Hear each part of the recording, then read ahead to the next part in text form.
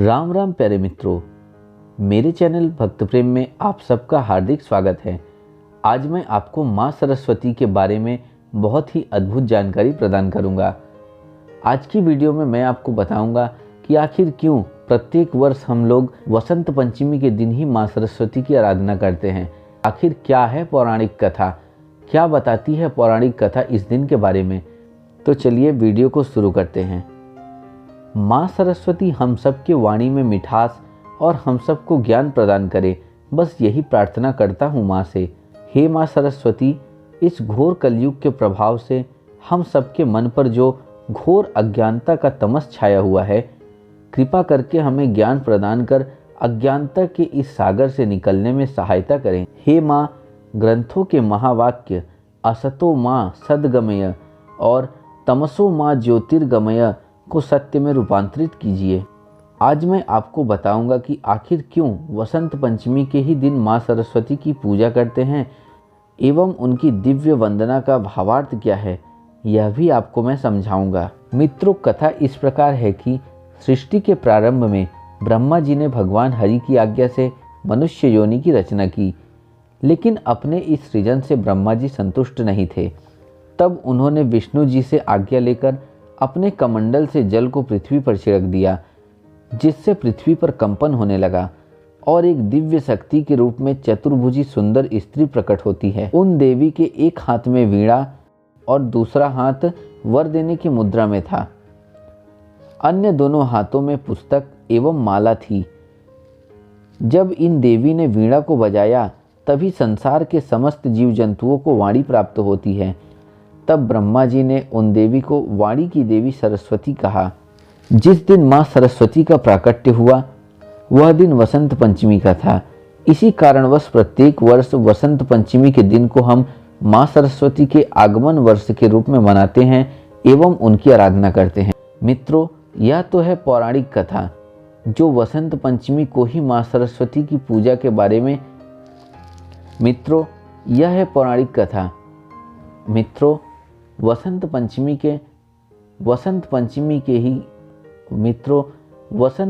के ही दिन माँ सरस्वती की पूजा के बारे में पौराणिक कथा यह बताती है।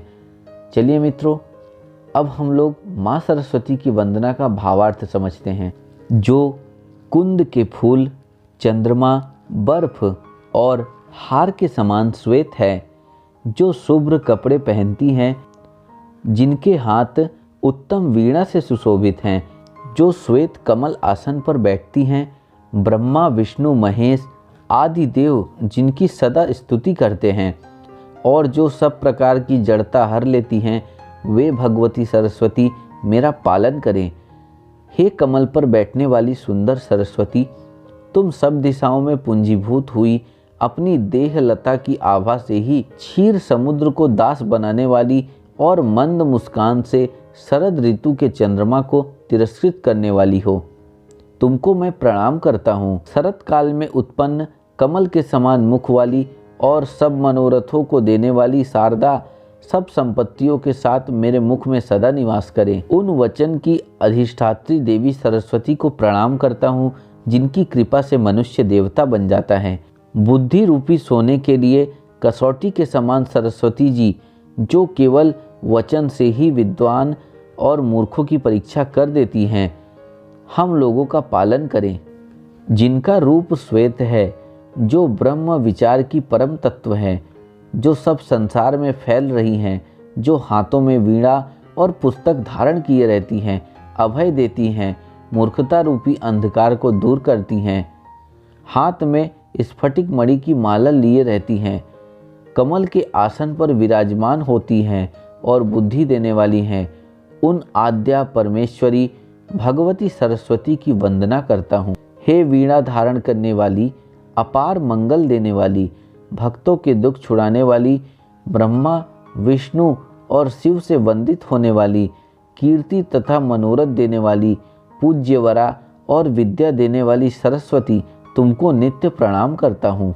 हे श्वेत कमलों से भरे हुए निर्मल आसन पर विराजने वाली, श्वेत वस्त्रों से ढके सुंदर शरीर वाली, खुले हुए सुंदर श्वेत कमल के समान मंजुल मुख वाली और विद्या देने वाली सरस्वती, तुमको नित्य प्रणाम करता हूँ।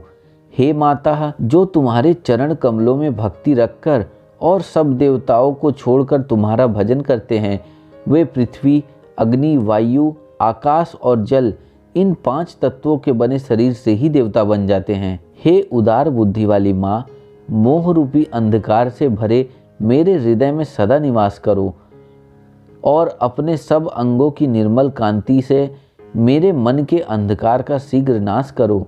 हे देवी, तुम्हारे ही प्रभाव से ब्रह्मा जगत को बनाते हैं, विष्णु पालते हैं और शिव विनाश करते हैं।